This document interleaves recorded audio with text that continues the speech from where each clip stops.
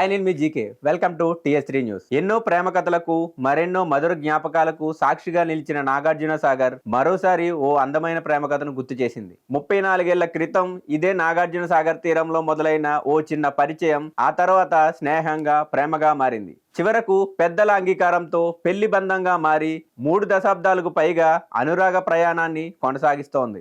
ఆ ప్రేమ కథ మరెవరిదో కాదు, తెలంగాణ సీఎం రేవంత్ రెడ్డి ఆయన సతీమణి గీతా దంపతులది. ఇంటర్ చదువుతున్న సమయంలో రేవంత్ రెడ్డి నాగార్జున సాగర్ కు వెళ్లారు. గీతా కజిన్ కు రేవంత్ రెడ్డి స్నేహితుడు కావడంతో ఆ టూర్ లో గీతతో ఆయన తొలి పరిచయం ఏర్పడింది. ఆ పరిచయం కాస్త స్నేహంగా ఆ తర్వాత ప్రేమగా మారింది. అయితే ఈ ప్రేమకు మొదట్లో గీతా కుటుంబ సభ్యుల నుంచి అంగీకారం లభించలేదు. కానీ కాల పరీక్షను తట్టుకున్న ఆ ఇద్దరి ప్రేమ చివరకు కుటుంబ సభ్యుల అంగీకారాన్ని సాధించింది. 1992లో పెద్దల సమక్షంలో రేవంత్ రెడ్డి గీత వివాహ బంధంతో ఒకటయ్యారు. అప్పట్లో ప్రేమకు సాక్షిగా నిలిచిన నాగార్జున సాగర్ ఇప్పుడు మరోసారి వారి మధుర జ్ఞాపకాలను కళ్ళ ముందుకు తీసుకొచ్చింది. రాష్ట్ర ప్రభుత్వం ప్రతిష్టాత్మకంగా నిర్మించిన మహావరుణ యాగం పూర్ణాహుతి కార్యక్రమానికి సీఎం రేవంత్ రెడ్డి గీతా దంపతులు హాజరయ్యారు. ప్రత్యేక పూజల్లో పాల్గొన్న అనంతరం నాగార్జున సాగర్ జలాశయాన్ని సందర్శించారు. ఈ సందర్భంగా 34 ఏళ్ల క్రితం తాము ఫోటో దిగిన ప్రాంతాన్ని మరోసారి సందర్శించిన రేవంత్ గీతా దంపతులు అదే ప్రాంతంలో